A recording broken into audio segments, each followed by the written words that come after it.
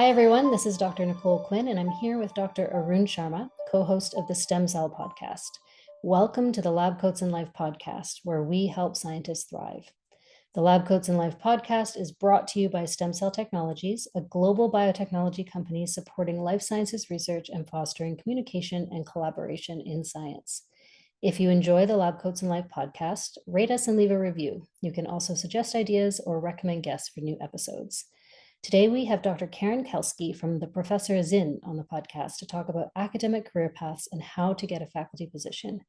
After being a tenured professor at 2 universities, as well as a departmental head, Dr. Kelsky founded The Professor is In 2011. And since then, it has helped over 15,000 PhDs find fulfilling careers inside academia and beyond. Dedicated to demystifying the hidden curriculum of the academic career, The Professor is In provides services ranging from job application editing, interview and campus visit coaching, and negotiation support for tenure promotion, book proposals, grant proposals, and career strategizing at every stage. We also have Arun here, who navigated the academic career path fairly recently and is now assistant professor at Cedars-Sinai, so he can provide some valuable perspective, I'm sure. But before we get to that, would you like to organize a journal club but aren't sure where to start? Visit www.stemcell.com/journal club to find free downloadable checklists and templates, including an attendance sheet, preparation checklist, presenter evaluation form template, and more. So welcome, Karen. Thanks for joining us. How are you today? I'm great. Thank you for having me. Yeah, thanks so much for being on the show. I mean, it's always so refreshing to chat with somebody who's taken I suppose, a non-traditional career path in academia after the PhD, and your path has sort of come full circle in a way.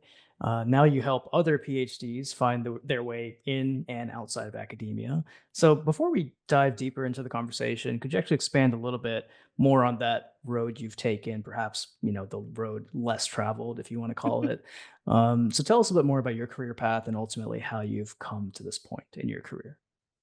Sure. Well, I knew that I wanted to be a professor from the time I was 10 years old and pursued that path fairly directly all the way through my PhD in anthropology at University of Hawaii. And after 2 years of very painful searching, I got my first job at University of Oregon, got tenure there, got recruited to University of Illinois at Urbana-Champaign. And after a number of years there, became department head and served a 5-year stint as department head there. And then for a variety of reasons that were partly institutional and partly personal, and I describe those more in my book, I left academia. And it wasn't because I hated academia. I actually really liked academia. I didn't love my institution, but I had been very happy as a faculty member for all of those years. But personal circumstances really forced my hand, and so I had to come up with a plan B. And I was found a position at a McNair advising program at University of Oregon. And this is after I had left my faculty position. And I don't know if you're familiar with that federally funded program. I don't know how much longer it will exist, but it helps talented, underrepresented undergraduates get ready to prepare for and apply to PhD programs. And as I worked in that capacity, I realized I just had this just monumental amount of knowledge about both graduate school and what comes after graduate school that I could share with people. And so that was really the jumping off point. One weekend, I just came home, created a rudimentary WordPress website, started blogging, put up a bunch of free information about how to write a cover letter, things that nobody talked about at the time, how to write a CV. And then a little bit later, hung out a shingle, published a column in Inside or in the Chronicle of Higher Education that went a bit viral for the time and ended up with a very successful business, helping occupying a niche that in a way I created that didn't exist before I created it, which is basically someone who has had a successful career in academia, likes academia, and knows how to help people navigate academia. Oh, that's amazing. That's an amazing story, because we always talk about on Lab Coats in Life, sort of the alternative, the like how to get off the academic train, because that is the less talked about kind of career path as you're going through academia. And one of the ideas we came up with was like, not everybody wants to do that. People, we need people to stay in academia, and we need people to be able to thrive in it. And it's evolving and changing. And so, yeah, I think that's a perfect niche for you to have found. And congratulations on your success and finding a passion and publishing a book. That's really incredible. So let's go sort of with a broad question to start. So I'm sure we could go very deep with this, but how has the traditional academic career path evolved over the years? You've been doing this for a long time now, and of course you navigated your own path even earlier than that. So what changes have you seen over time broadly? Yeah, that's a great question. And actually, little bit of a plug, but I have an updated edition of the Professor's In book coming out at the end of this year. I just Nice. finished the writing of that, and it's with with Random House now. And in that update, I really addressed this question directly. And the changes aren't good. It's not good news. The general workload of academia has escalated dramatically. The compensation has not kept pace. The morale has kind of plummeted. There is an increasing, sort of paralleling American society as a whole, there is an increasing bifurcation between the academic 1%, who have these marvelous, wonderful, incredibly privileged careers, and everybody else who just sees their workload doubling and tripling and quadrupling, and with less and less and less administrative support and more micromanagement by these ballooning numbers of administrators, provosts and vice provosts and assistant vice provosts and associate assistant vice provosts, and, just infinite, they've expanded 421%. Wow. Administrators have. In the same time period, the faculty have only increased about 90%, and that 90% is almost perfectly keeping track with the increase in the student body. So basically, students have increased a bit, faculty have increased commensurately, and that's, by the way, that's not tenure line faculty, that also includes instructors and so on, and then 421% of increase in administrators. So the tail is wagging the dog on university campuses right now, and faculty have really lost that autonomy that was so central to the academic role. They've lost a sense of meaning, I think, overall in the academic role. And yeah, I think morale is at an all-time low. And I wrote that before this last week in America. I feel like I always have to date. So we are recording this on February 3rd, 2025. So you can all sort of track what's happening in North America right now. I left one thing out. I mean, it's not all terrible. I mean, people do still find a lot of meaning in the academic job. Of course, I never want to say they don't, and it's still a job worthy of pursuing if you want to. But the challenges have really increased, and the one that I didn't mention that I feel I really must is AI in the classroom, which has really substantially transformed the faculty experience of teaching, and that was one of the great loves for most folks who go into academia, is to teach. And when you're teaching in a world of AI, that has really changed the experience. Yeah, I mean, I think you're perfectly positioned to help folks navigate this new environment as somebody who's, been through the trenches of academia over the years. And I do think in general, like what you've alluded to, the academic experience has dramatically changed for like new faculty like myself who've started our labs within the last 5 years versus folks who have been tenured and have been around for such a long period of time. So, for newer faculty, for folks who are starting to get in this game, how do you help them navigate this process? And perhaps in combination with that, how do you inform older faculty that this is the new situation, this is the current reality? Like, how do you balance that old versus new vision of what academia is? Yeah, that's a great question. I actually have run for a number of years an ongoing women's pre-tenure coaching group, and I've modeled that on the coaching I used to give to the assistant professors in the department of which I was the department head. And that's all about the navigating the pressures of the tenure track, which were intense even under much better circumstances, just getting your research done, getting your publishing done, applying for grant funding, dealing with your colleagues, teaching your classes when you haven't had a lot of teaching experience before. So all of that, department politics. So that's all challenging in and of itself. Work-life balance, lest we forget. Um, so that's something that has been challenging always, and even more so now. And I think that what my role has been with the junior faculty that I coach is is how do I want to put it? My role since the day I started the professor is in actually my motto. I stated it in 2011. It's never changed, which is I tell you the truth. And that didn't seem that radical at the time, but having stuck with it now these 15 years, I've come to see the value of it because there's a lot of gaslighting in academia.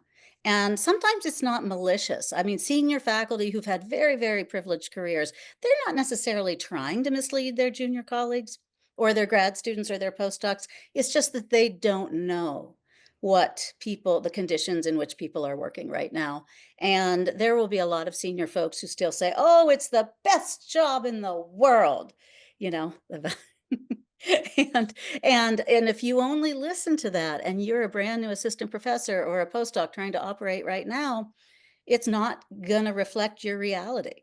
And so, what I want to do is say, if you are struggling, if you are feeling like this is unmanageable, if you're questioning this goal that you had for the last 15 years and you finally attained it and it's not what you thought, well, you're not crazy. You're not crazy. It isn't what you thought. That doesn't mean it's not good. That doesn't mean you can't manage it, but you are going to need to be very, very savvy and careful about the choices you make, about how to use your time and so on. Yeah, as you were talking, I was thinking about how, I've always said we put too much pressure on our researchers. They have to be really good at research and be really good at leadership and really good at admin. And they kind of have to run a little small business in terms of like managing finances and inventory and staffing. And they're like little bits of HR in there, plus teach and be good teachers. And now we add on that they have to navigate, politics and pressures from political, Mhm. different sides and perspectives, and also have to interact and interface with the media. And we're expecting, and the general public, and expecting, particularly this, we're seeing this in science, is, share your science, become a science communicator. Like, let's, Mhm. take down the misconceptions in science, which I think is very valid. It's definitely needed, but we're putting all of that pressure on our academics. I guess my question is similar to Arun's, is there guidance you're giving people, like, aside from just telling the truth and saying, here's what you're getting into, and I'm not going to gaslight you. Mhm. Um, are there ways you coach people in terms of how they can approach this, or how they can prepare themselves, uh, or how they can avoid some of those Mhm. pressures? I don't know. What are your thoughts Yes. on that? Yeah, thank you for pinning me down on that. I was giving a vague, generic answer and not the specifics, which is something I'm always telling my clients about when they're interviewing for academic jobs. Be specific. So the specific answer is, yeah, don't volunteer your time. The university is not a charity. Do not work above the hours for which you are paid, as a broad, in a broad overarching sense. If you have some deadline, or it's finals, yeah, maybe you will do more teaching than you are technically paid for, but make sure that's not a consistent habit. Um, Make sure that you know your contracted percentages. If you are in a tenure track position that is a typical R1, which was 60-30-10, 60% research, 30 teaching, 10 service, make sure that you're spending 60% of your time and effort on research. And don't let that get reversed, which is very easy, especially for women and minoritized academics, who will then instead be doing 60% of their effort on teaching and service and not on research, and then be wondering why they're not having at at their third year review, they don't have a record sufficient, for third year review or tenure. And you really have to make sure that you are doing the job for which you were hired at the contracted percentages for which you were hired, that you do not work more, that you work appropriately. And then that on top of all of that, that you, and that's not easy because you have to have really good boundaries. You have to say no to things. You have to be uncomfortable. You can't be a people pleaser. It's a lot of pressures mitigating against that, but also that you have to remember if you are not healthy and thriving, you can't sustain this job. That means that your home life, you need to prioritize it. You need to get enough sleep. You need to exercise and have hobbies. And if you're not that this is a countercultural move in academia because the pressures, the normative culture in academia is work 80 hours a week, work 40 hours more than you're paid for. No amount of sacrifice is too much, and completely neglect yourself and your home. So you have to be very consciously resistant to that kind of overarching ethos of academia. Yeah, I mean, that's 100% true. You have to value your time, you have to balance your personal life, your professional life. And you mentioned something there, sacrifice. I mean, I think that's a common theme for a lot of academic scientists is, you have to sacrifice some Mhm. element of your life to obtain the highest levels of success in this career. And I think that sacrifice is in in multiple forms. One form that I feel like has become more prevalent is relocating, Oh, changing sure. locations for trainees to attain a better position down the road, whether it's a professorship position, whether it's a postdoctoral position. I mean, I think in the past, a lot of folks were content in staying a single location in a single country and doing the entirety of their training in that country. But we've actually talked to dozens and dozens of folks on the Stem Cell podcast who have traveled across the world back and forth, relocated their families, uprooted their entire lives just for the Mhm, pursuit of quote academic excellence, right? mhm. What are your thoughts on that reality, that current reality of academic scientists having to move around and relocate to attain that success? Mhm. I think that, first of all, that's a great question. I was just talking this morning with an acquaintance who is a physicist who is currently in the Netherlands and will be next year in Paris, and then is, working on finding an academic position back here in the States where they're from. Anyway, there are a lot of elements. There are a lot of elements of the academic career that have become normative. And by the way, the context of this is defunding. I mean, this is all defunding. There's no mystery as to why we're confronting all of the things we've already talked about. Universities are not adequately funded. There are not enough positions on the tenure track for the number of PhDs who are produced every year. And so these incredibly scarce positions, everybody's competing for them. And again, you end up competing for things that in a much better funded environment you wouldn't consider. I mean, who would go? I mean, most folks would not go to the Netherlands if they had an option to stay closer to home, assuming they're American, North Americans. So, in any case, these are things that are um, not conducive, really, to that thriving that I was talking about. It is not healthy or really sustainable to uproot yourself and your family every year or 2 years in the search to insecure positions because postdocs are cool in the STEM fields. Postdocs are cool, but they're not secure. They're not permanent. They have a time limit, and you're going to have to move on. So you can't settle in. And if you have children, then that gets really quite problematic. And so, what I would say is this: I mean, jumping, to the bottom line, um, it privileges people who already have family wealth, who already have structural privilege, who don't have dependents. Um, and the academic career privileges people who, perhaps could also have a family wealth or a partner who has, um, uh, uh, makes a good income so that they don't have to chase opportunities all over the world. They can be more selective. And so the upshot of all of these shifts that we've been talking about is that academia is kind of refeudalizing, as in the feudal period. the feudal medieval period from which academia emerged in Europe in the medieval period, where only the extremely wealthy and privileged had the opportunity to be professors. And there was this mass democratization after World War II, where all sorts of different folks were able to break in, and in the diversification, and so many women, minoritized faculty, people, PhDs from all different identities and statuses have managed to break in, but because of this financial contraction, they're being further marginalized. And I really think that it's reinstituting that privilege of Mhm. basically the white male, the single white male, or the white male with a dependent wife, a straight, cisgender white male who can move safely anywhere, live safely anywhere, and who has a support network at home, who's going to take care of the domestic sphere. So, it's not that's not to say that others cannot participate in this, but the wear and tear on them, the strain on their lives financially and personally, will be greater. Yeah.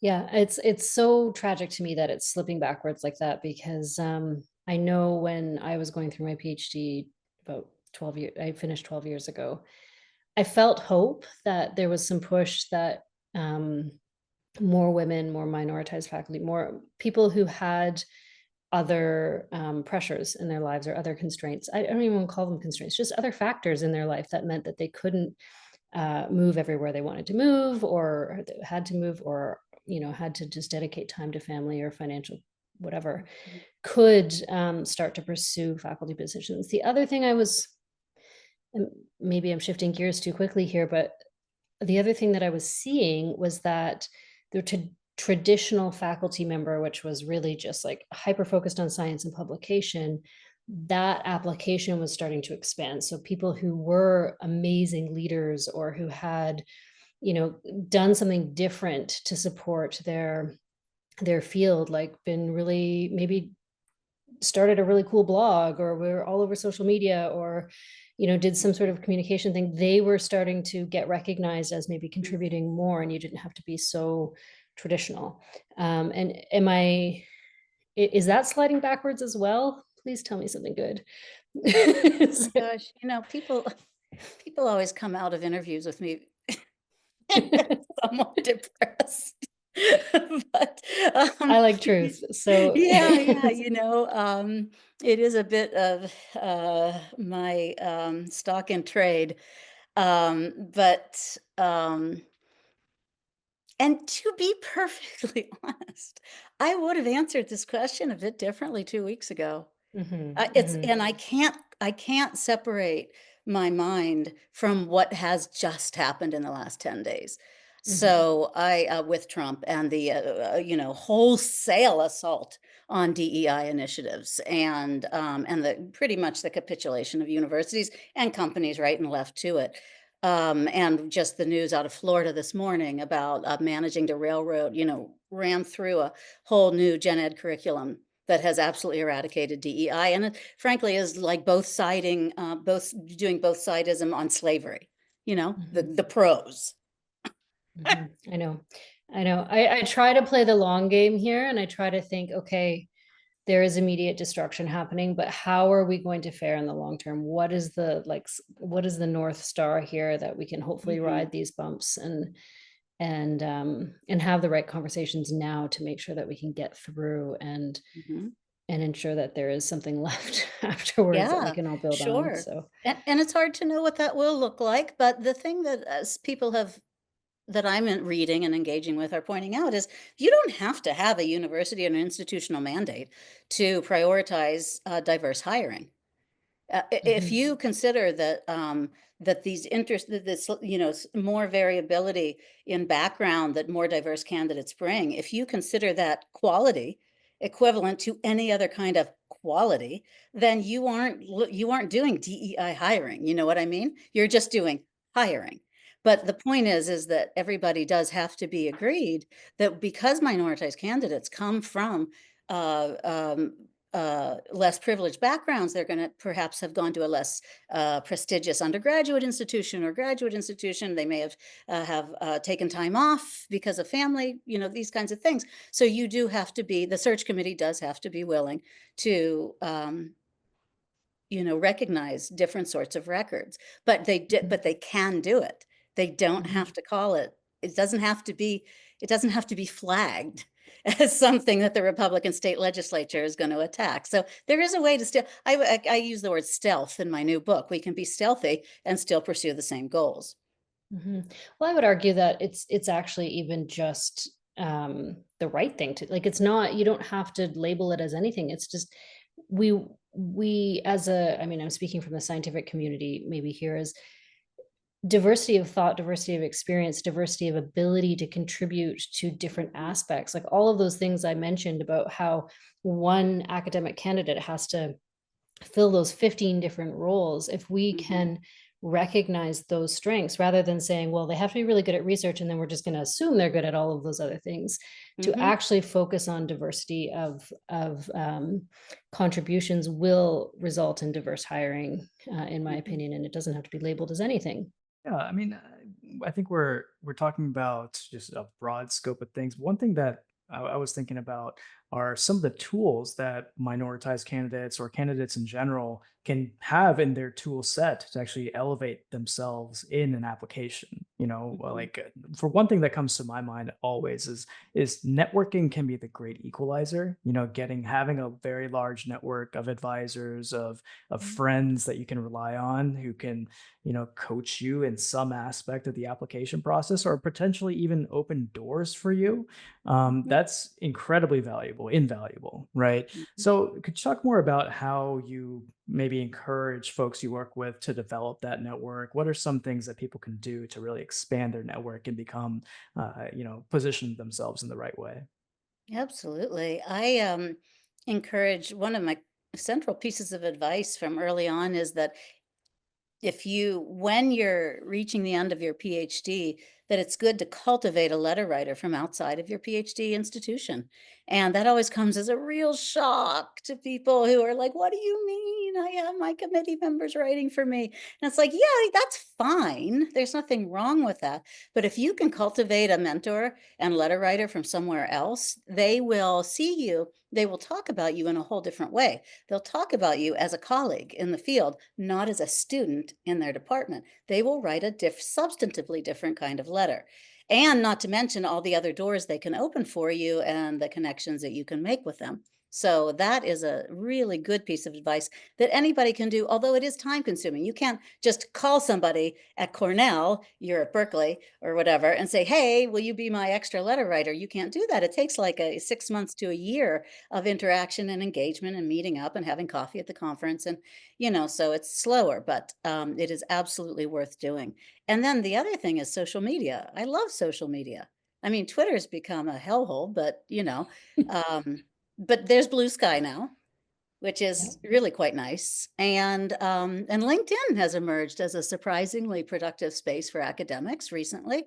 And yeah, so I know many science communicators and scholars who use Instagram and TikTok incredibly effectively to get their Mhm. messages out, and all of that is just fantastic.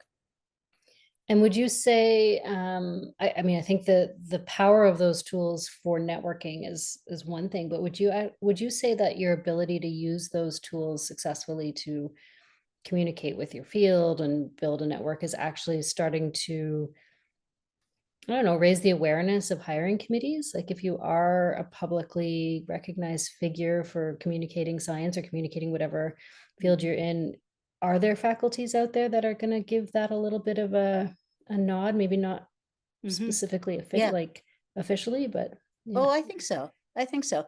The peer-reviewed journal publication in a high-ranking journal remains the gold standard. That has never changed. It will never change, I don't think. If you cannot, I mean, it tracks along the prestige level of the department that you're applying to, but there's still, that's really the thing that is, the CV that gets shortlisted and the CV that doesn't is pretty much how many of those peer reviewed journal articles do you have. But once you get past that, um, these other things like an ability to be a leader. It's just to show leadership, which social media is really essential to now, of being a voice that people know of and are aware of and central to conversations. Yes, I absolutely see that playing a role. And so once somebody has navigated that part of the process and has gotten an interview, fingers crossed, thank God, oh my goodness, this is actually happening, right? What are some, things to focus on during that in-person interview or, virtual interview? What are, I guess, some mistakes that candidates might make during a job talk? How might they be able to avoid some of these mistakes? How can someone who's obtained an interview leave that lasting impression? Well, first of all, read my book because my whole book is about that exact Awesome. thing in a way. Even the part about writing is about the interview. In a way, it's all about effective communication. And the thing is, I mean, there are so many mistakes that people make, but I would say one of the most common is substituting emotion for facts, emotion for evidence. In other words, the fact that you're excited, thrilled, eager, and passionate is utterly irrelevant to the task of getting a job. Utterly irrelevant. I mean, the fact is you are those things.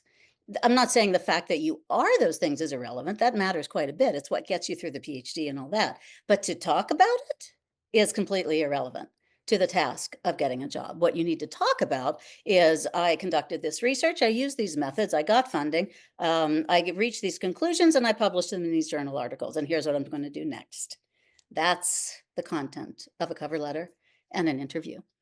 Um, and I would suppose other than that, that specificity of not being vague and generic, but actually saying, here's how I would teach your intro and your survey and your methods class. Here's a class I would like to contribute to you and describe it. And then the tailoring. This is what people forget. People forget to do their homework and find out about that institution. How does that department define itself? Um, what do the faculty there do? What else is on campus outside the department? How do you see yourself teaching the courses specifically on their books? All of that is research that is with the advent of the internet. This is all very, very easily doable research, and yet people time and time again forget to do it. Yeah, no, I mean, I think we're good at following a good line here. You talked about the importance of being specific, but during I guess moving back slightly Mm. during that process of writing a CV, a cover letter, research statement, before you actually get the interview, everybody has told me in the past that storytelling is so important, and even going back all the way to college applications. Everybody's like, "Oh yeah, you gotta tell a good story, you gotta have a good hook." Does that Mhm. really matter, or is it just truly about the numbers, it's about the substance, it's about, the specifics? Well, Arun, you got a job, so whatever you were doing worked. So I never argue with success. I've learned that. But no, I am not a fan of storytelling. I think that what people do, like I said, is for whatever set of reasons that would take us far too long to talk about, people get this idea that they have to um, humanize themselves and by telling an informal, um, casual, conversational, and emotion-driven story. I really hate the word story actually because I think it's a little bit like I don't like the word teaching philosophy for that one document because the word philosophy is so treacherous because everybody will start like waxing lyrical about great thoughts and it's like no, no, no. What we need to know is what textbook do you use in the intro class and how do you organize it? And what assignment do you do? That's what we need to know about your teaching. And so the word philosophy kind of mitigates against that. But yeah, and the mistake I've seen over all these 15 years, and actually the professor is in started from all the mistakes I saw during the 15, 20 years of my academic career as well, because I was very attentive to all of this, even when I was a professor. But yeah, it's people really, really want to believe that academia is something that it's not. I'm not quite sure why, but they really wanna believe that it's some place that is somehow free of the instrumentalizing logic of capitalism. And therefore it's somehow unseemly if you simply say, I have 6 journal articles and I'm writing 4 more, and I was funded by these people, and then when that's done, I will do this. But that is actually what gets people shortlisted. For example, there was a guy quoted in an article in the Chronicle of Higher Education a while back, a chemistry faculty member, who said, "Oh, hiring is so easy. It hardly takes me any time. I just count up all the peer-reviewed journal publications on the CVs, and whoever has the most gets shortlisted. Takes me 1.43 minutes per file." As a storyteller, as a software group, I work in brand and communication and science communication.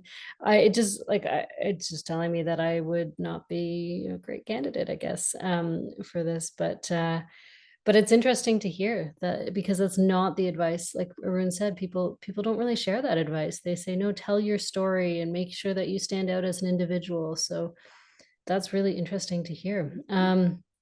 I want to back up a bit, because you talked about when we were talking about mentorship and building that kind of repertoire of people who can speak to you outside of your committee and people you work with directly.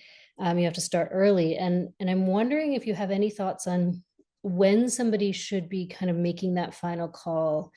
Am I going to stay and kind of try to pursue this academic path, or am I not? And then start putting them, the steps in place to really do this. When during their PhD do you think is like, okay, it's drop dead time, you need to make this decision or you're going to be out of the running? Mhm. That's a really good question. It's also a hard one to answer. One of the things that I try to tell everyone who reads my book or who I get to speak to in person is to start planning for your job after graduation, after your PhD, from practically the day you decide to apply to a PhD program.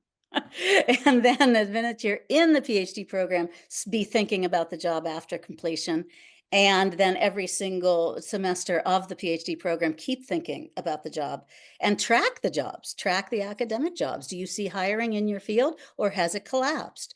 Is there hiring in your field, but not in the niche that you're occupying? Do you have time to switch your niche so that you can be in the niche where there is still a robust demand? So you can make all sorts of decisions and choices as you move forward. But one thing I like folks to do is to really prepare for an academic and a non-academic career at the same time from the earliest possible moment, so that they not finish the PhD, spend 3-4 years trying to get an academic job, fail, and then and only then try to pivot. Because my goodness, that's like a decade of your time at a minimum between the PhD and that job search that you have now spent out of the job market. And now you only now are you going to try to pivot and learn some new skills, or you don't even need new skills. You just need to learn to package the skills you already have and talk about them differently. But that takes time. That's quite hard. And so I want folks to be learning how to do that while they're still in the PhD program. I don't see it as disloyal. By the way, there's a lot of data. Different fields have different, outcomes, but something like only between 5 and 25% of PhDs will ever get a tenure track job offer. So, we're talking 75 to 95% of PhDs will work outside of academia. So it's really fine to look at both options simultaneously. Oh yeah, I mean, one of the things we talk about all the time is that we need people to pursue every element I mean, we're speaking directly about science and the scientific community and how we need people in biotech companies, in working within the FDA, working within government institutions, working in pharmaceutical companies. We can't progress science if we don't have really good minds and really well-trained scientists in all aspects of that science ecosystem. But the academic path is definitely an essential one as well. So yeah, absolutely. And I agree with that advice, is kind of prepare for both. Not only because you may not, if your first choice is an academic path and you're not successful in getting that, that's one outcome, but maybe you're going to realize along the way, because of a lifestyle change or because of some other factor, that you actually can't pursue that path.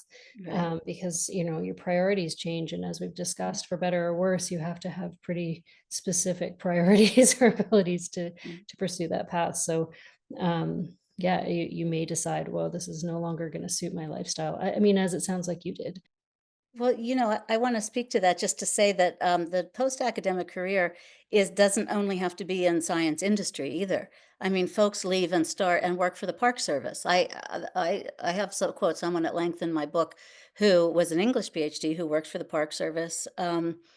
Folks open yoga studios, folks do blacksmithing, people do all kinds of interesting things. But the reason I thought of the person at the Park Service is because she says very in a chronicle piece that she wrote that what she does is public humanities because she is a tour guide at one of the parks and she interprets the park for visitors, and she uses all of her humanities training to tell stories and to incorporate narrative and history with landscape. And this is all her PhD training, but it doesn't get recognized as that by the academic infrastructure. And she says people like me are in the academic diaspora. And I think that's a marvelous, marvelous turn of phrase. Yeah, absolutely. I always say that the life skills and the professional skills that you learn going through a PhD can be applied in so many different ways. And just because you don't pursue the exact things that your peer-reviewed publications have said that you're an expert in, does not mean you're not using your skills. Also, if you pursue those exact things, and that's amazing too, because you've obviously made great discoveries and you're going to continue to do so. Yeah. Arun, any thoughts here? No, it's just the places you'll be able to go with the PhD, right? So Exactly. it's That's your next book. That's your next book. A parody on the places you'll go. Yeah. Yeah. Yeah. Yeah. I guess, Amazing. before we wrap things up, I guess I had a question about, say somebody is fortunate enough, I don't know, lucky enough, prepared enough, whatever, to get that academic position that they've sought after for so long. I'm assuming, most of the coaching and advising that you do is for folks who are relatively early in their career and who are trying to, jump from trainee to, early stage independent Mhm. academic scientist or professor, right? Do you still chat? Do you chat with folks who are further along in their careers, who are trying to get tenure, or even like senior faculty who are trying to figure out what they want to do next, and perhaps expanding the scope of their career? So could you talk about that aspect of the coaching that you do? Oh, I do Arun is asking indeed. you to coach him on his next step, which Yes, he's made please. it this far, needs tenure now. Well, I would be glad to. I do a lot with mid-career people, and as every year that has passed, I've done more and more. I love to coach people for dean and high upper admin positions, interviews, because it's an interesting challenge to get faculty members to stop thinking on a kind of narrow-minded, selfish, but I'm going to say selfish, but I don't, not with a negative judgment. But you're told to be selfish. You have to be selfish as a faculty member. Focus on your own publication, your own grant writing, and then to look out and become an administrator. That's a completely different mindset and a completely different set of values. So I love to do that kind of coaching. But also, what people are increasingly coming to me for, and they're coming in extremely large numbers, is tenured people trying to leave academia. And in fact, I'm not sure if you folks are aware, but in 2020, I started a private Facebook group that's called The Professor Is Out. And it has 36,000 members. Wow. And they are overwhelmingly tenure track and tenured. And I never expected this. No, that Um, was the golden. It was like you get that tenured part, and you've made it. you've made it. Yeah, You've made it. you get to do Won what the you're passionate lottery. about forever, and you don't have, Mhm. yeah, yeah. So that was as much a shock to me as anyone, and I spend a lot of time on that page, and I listen very, very carefully to what people are saying and and their motivations for leaving. And it's actually bringing us a little full circle back to where we started our conversation. But the pressures on faculty now, who are not fortunate enough to be the 1%, are for more and more people making it not either not viable as a career, like financially, even with tenure, or just not meaningful, not tolerable. Mm, Um, and they want to do something else. And that is, in fact, the largest number of inquiries I get right now from mid-career interesting. people is how to leave. And I mean, that gives me no pleasure to say that, but that is the case. how do we fix this? How do we stop the tanking and make people's, like Arun's, lives easier and better one little bit at a time, and allow smart, positive, like really productive people into the faculty and try and keep them there. It is possible to humanize the academic job and the academic career. And there have been a number of books put out in the last 5 years or so that are really devoted to that.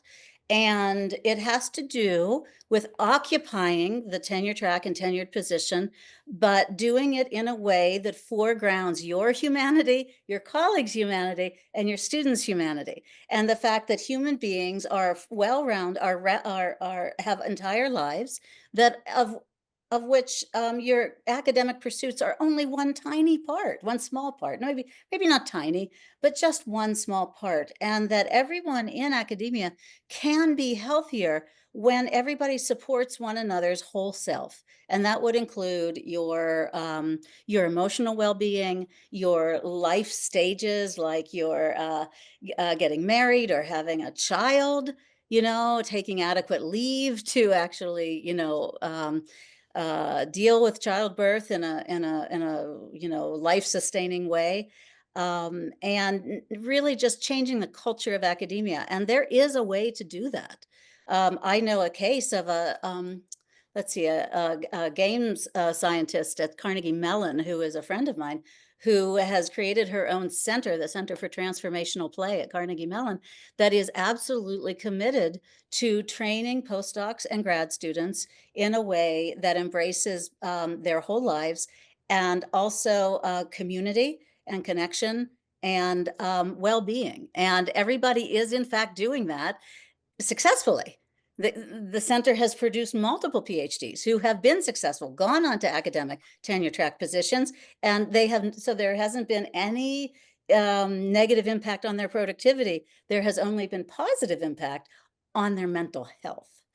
And I think that it is post-COVID, the issue of prioritizing mental health, that's not a term I've used so far, but I'll use it right now. Prioritizing mental health and well-being is a top priority, and it is possible to do that. But it is countercultural. It does take a real commitment. Mm-hmm.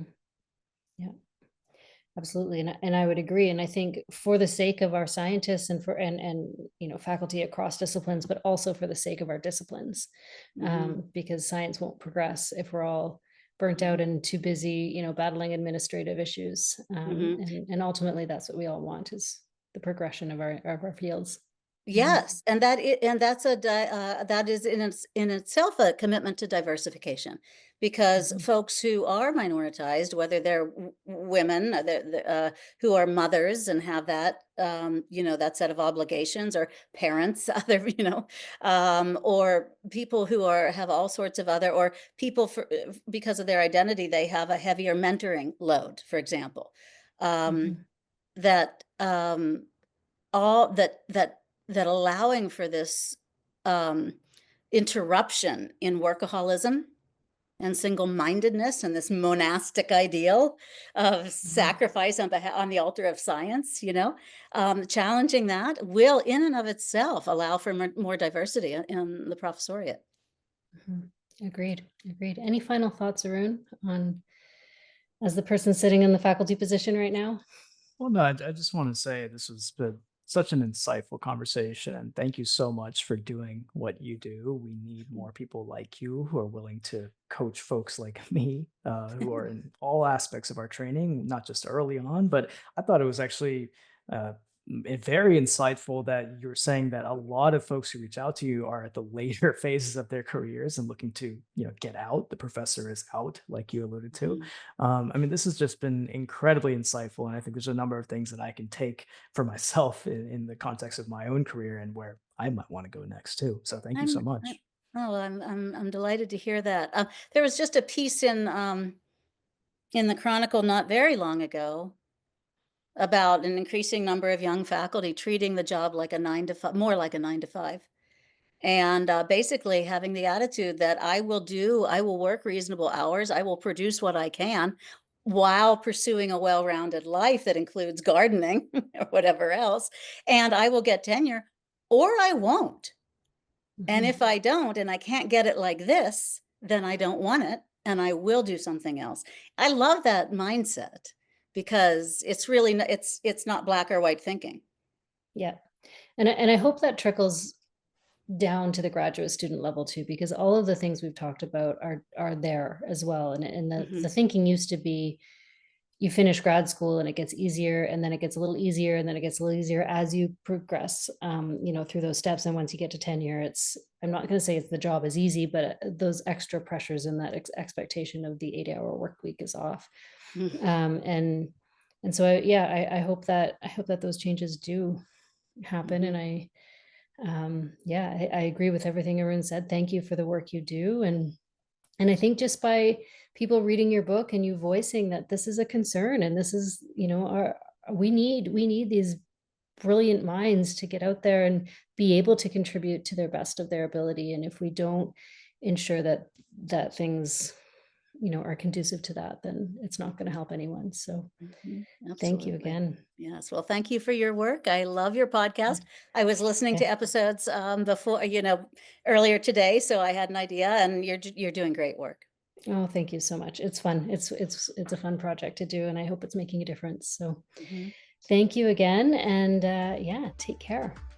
That brings us to the end of our show. Don't forget to sign up for our email list at www.labcoatsandlifepodcast.com to get show notes, episode summaries, and links to useful information, or learn more about STEM mentorship via the resources found at www.stemcell.com/labcoatsandlife. You can also reach out to us on X via STEMCELL at STEMCELLTech, or via email at info@labcoatsandlifepodcast.com with feedback or to suggest guests.